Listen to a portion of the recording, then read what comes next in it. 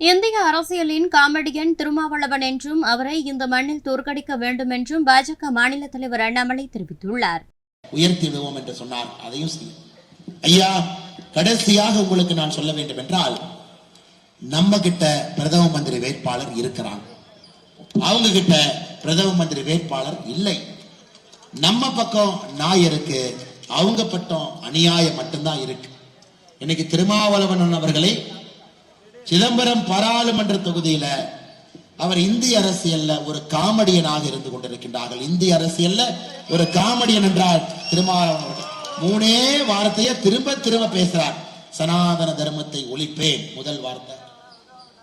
பாரதிய ஜனதா கட்சி, தேசிய ஜனநாயக கூட்டணி அடித்தட்டு மக்களுக்கு எதிரான கட்சி. 2வது போய் 3வது போய் சிதம்பரத்திலே தொகுதி வளர்ச்சி செய்திருக்கிறேன் என்பது 3வது போய்.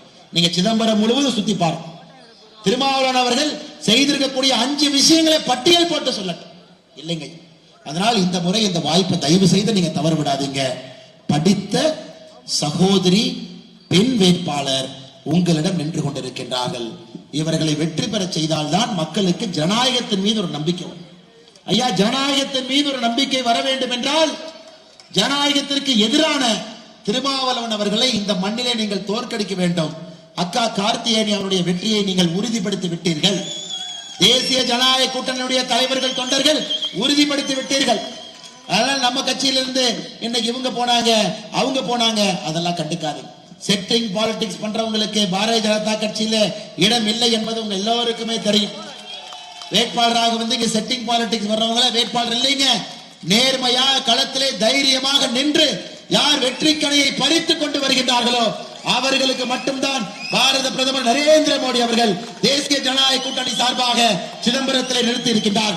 அதனால் உங்களுடைய கடமை அடுத்த 20 நாட்கள் நீங்க களத்தில் இருக்கணும் ஐயா. வீடு வீடா ஏறி இறங்கணும், மக்களை பார்க்கணும், வாக்கு சேகரிக்கணும்.